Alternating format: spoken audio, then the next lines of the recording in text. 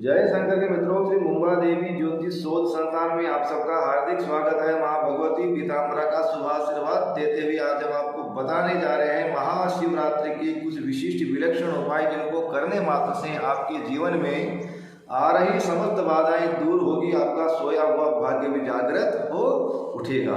शिवरात्रि का त्यौहार इस बार 18 फरवरी 2023 को मनाया जाएगा।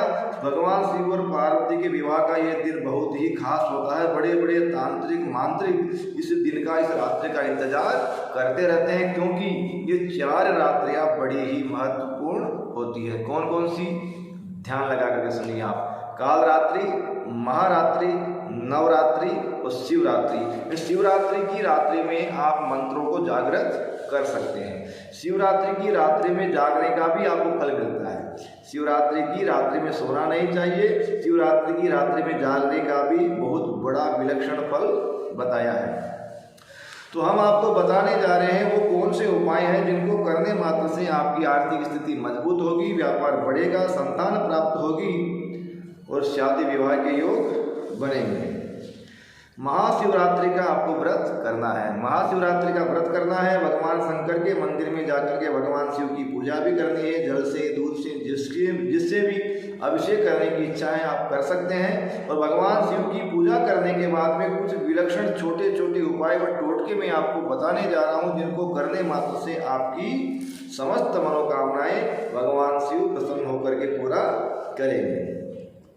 धन की आवक बढ़ाने के लिए, ध्यान से सुनिएगा, धन की आवक बढ़ाने के लिए, व्यापार बढ़ाने के लिए शिवरात्रि के दिन भगवान शंकर की पूजा करने के जस्ट बाद में आपको मछलियों को आटे की गोलियां खिलानी है। क्या खिलानी है? मछलियों को आटे की गोलियां खिलानी है।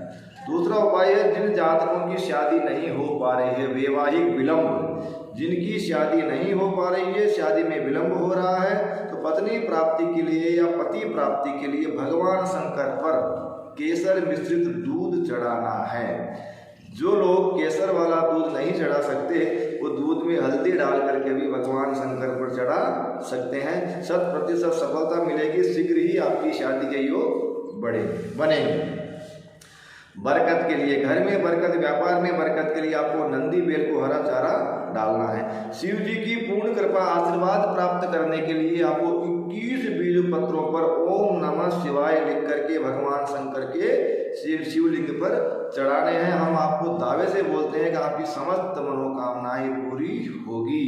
त्रिदलम त्रिगुणाकारम त्रिनेत्रम च त्रियायुधम त्रिजन्म पाप संहारम एक बिल्वम शिवार्पणम। एक बिल पत्र चढ़ाने मात्र से 3 जन्मों के पाप नष्ट हो जाते हैं। अगला उपाय है मन की शांति के लिए, मानसिक अशांति। अगर आपकी कुंडली में विष योग है, अगर आपकी कुंडली में ग्रहण योग है, आपकी मानसिक स्थिति अच्छी नहीं है, मानसिक अशांति, अनिद्रा, तनाव, मन में नेगेटिविटी के चलते आत्महत्या तक के विचार उत्पन्न होते रहते हैं, श्वास कासादि रोग, प्रपीड़ितम, सर्दी, खांसी और एलर्जी संबंधित रोग आपको बने रहते हैं, तो इसकी शांति के लिए, इसके शमन के लिए आप पानी में काले तिल डाल करके भगवान शंकर पर चढ़ाइए। मानसिक स्थिति मजबूत होगी। चंद्रमा पावरफुल होकर के आपको मेंटली स्ट्रॉन्ग बनाएंगे। पितृदोष से राहत प्राप्त करने के लिए आपको गरीब लोगों को भोजन करवाना है। भोजन के पैकेट भी आप बांट सकते हैं। अगला उपाय है, जिनको संतान प्राप्त नहीं हो रही है, संतान प्राप्ति के लिए आपको आटे के 11 शिवलिंग बनाने हैं। आटे के 11 शिवलिंग बना करके पति पत्नी आराम से उनका जलाभिषेक करें और उनका विसर्जन करें। शीघ्र ही आपके घर सुयोग्य संतान प्राप्ति के योग बनेंगे। अंतिम उपाय है, पापों के नाश के लिए त्रिताप शमनम। पापों के नाश के लिए शिवलिंग पर आप तिल व जौ भी चढ़ा सकते हैं। तो ये छोटे छोटे कुछ उपाय हैं जिनको करके आप पूर्ण फल प्राप्त कर सकते हैं। ये सब रामबाण उपाय हैं।